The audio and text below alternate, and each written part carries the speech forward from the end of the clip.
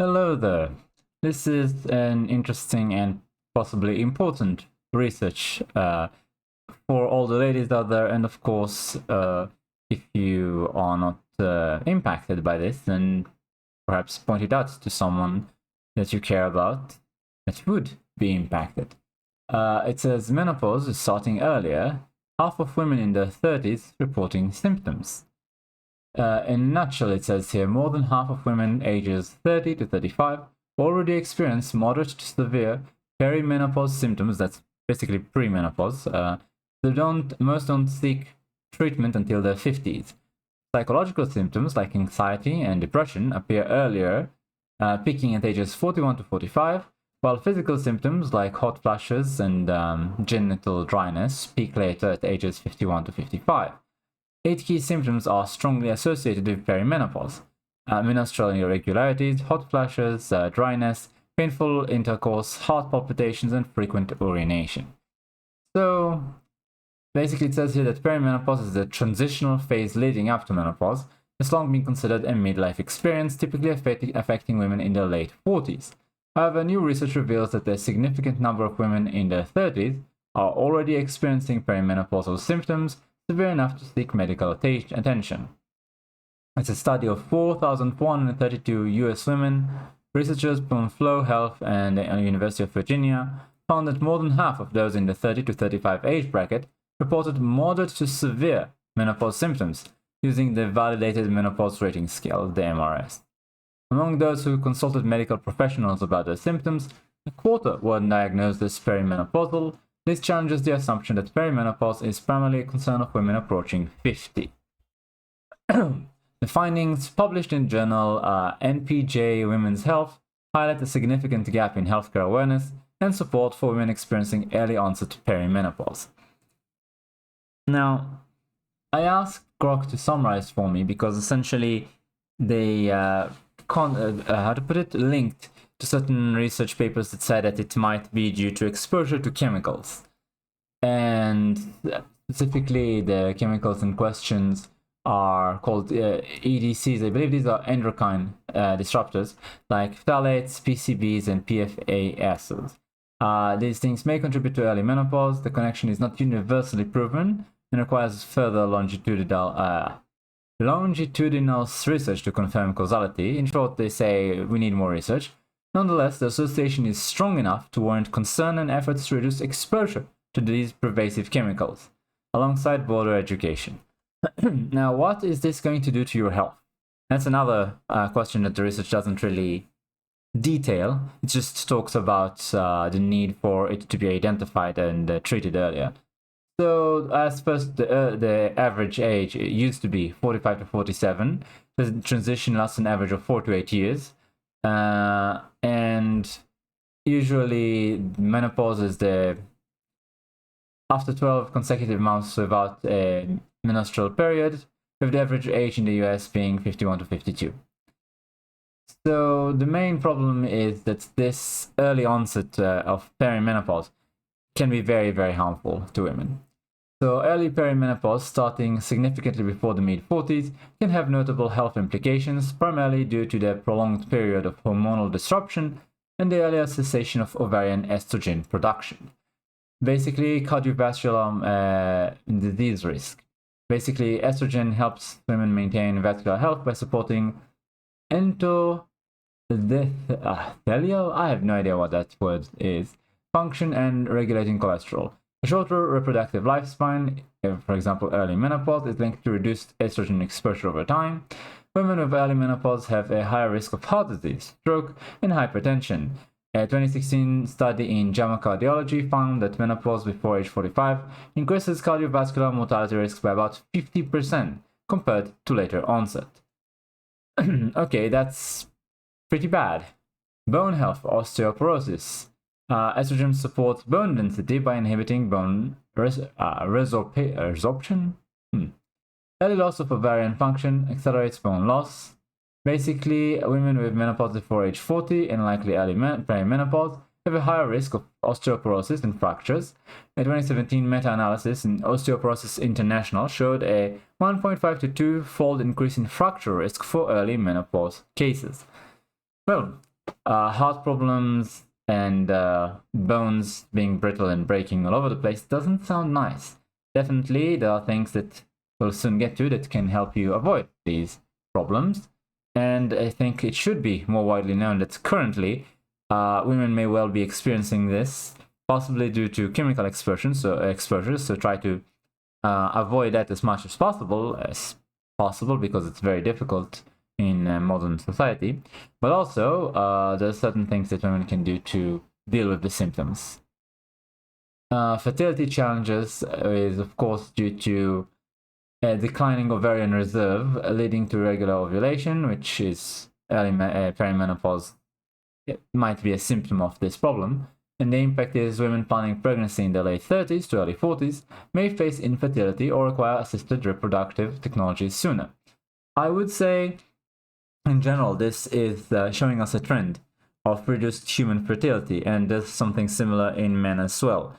So the idea that in the future humans might be unable to reproduce without outside assistance, well, it's projected to happen eventually. And it definitely shows a marked decrease in human health in general. Mental health issues, mechanism, hormonal fluctuation during perimenopause can exacerbate mood instability, with estrogen and progesterone influencing serotonin and GABA pathways. In short, there's going to be mood swings in menopause and perimenopause. And basically, if you have a much longer perimenopause, then you will have much longer duration for these mental health challenges to occur. And they could have a very disruptive influence on your life. Then there's increased cancer risk. Yikes. Basically, estrogen has a role in cancer, but it protects against some cancers. Early loss may increase risks elsewhere. Impact. Early menopause is associated with a slightly higher risk of ovarian and breast cancer in some studies. Though hormone replacement therapy can use complicates this picture. Conversely, it reduces endometrial cancer risk due to less estrogen exposure. So this is mixed evidence, we're not sure. Cognitive decline, that's an important one. Estrogen supports brain function, including memory and neuroprotection. Early estrogen decline may accelerate cognitive aging. Research such as the 2019 study in neurology associates early menopause before 45 with faster cognitive decline and a higher dementia risk later in life, up to 1.5 times higher. Starting the process in the 30s could extend the low estrogen phase, potentially affecting brain and health earlier.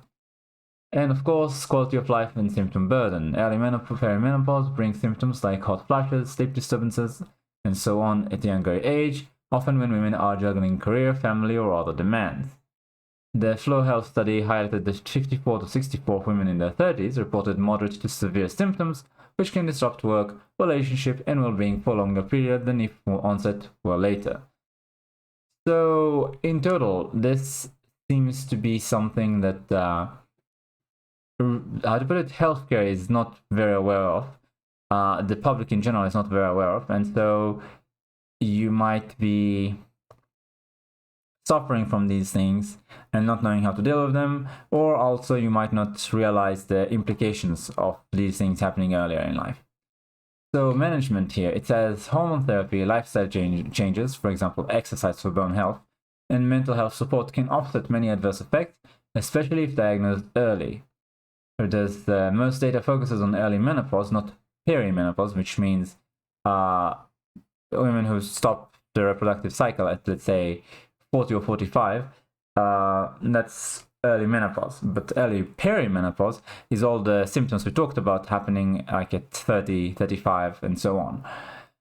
The Flow Health findings suggest a need to study this phase more closely.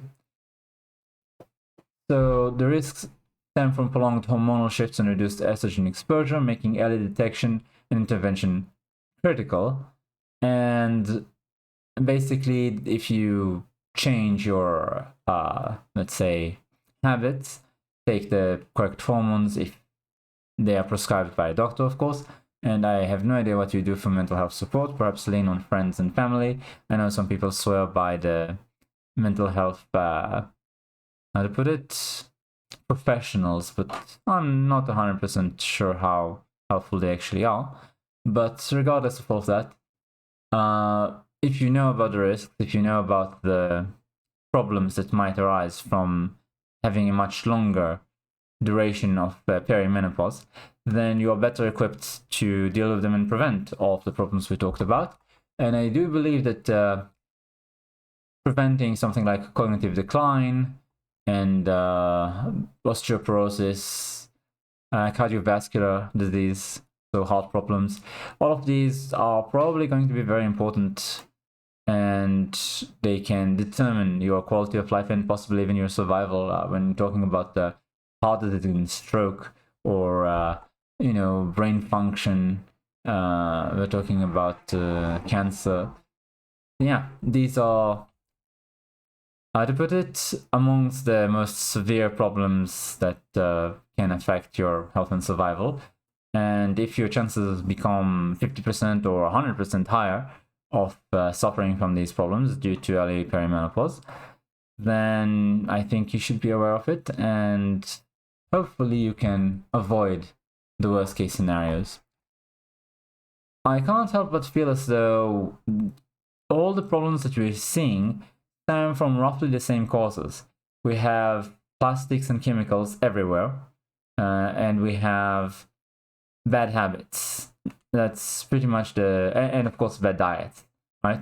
So these 4 problems: chemicals, plastics, bad habits, not enough sunlight, not enough exercise, too much time in front of screens, too much time sitting. That's your bad habit. And of course bad diet, too much junk food, too much processed food, not enough actual food, fruits, vegetables, meats, and so on. If we fix those 4 things, then I do believe we can see a return to the more healthy period of time. Let's say even going back 50-60 years in terms of public health is going to make a huge difference. It might be more expensive to pay for less harmful, let's say, chemicals in your food, and think about pesticides and stuff like that. But on the other hand, how much are we expending on health? It used to be next to nothing, and today it's like half the budget.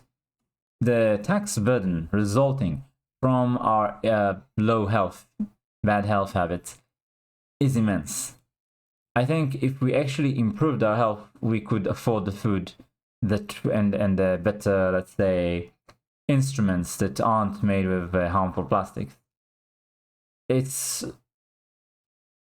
something that we could look at as a investment for the future. Pay more for these things now so that we will need less healthcare later, and then the budget will be able to shrink by a lot.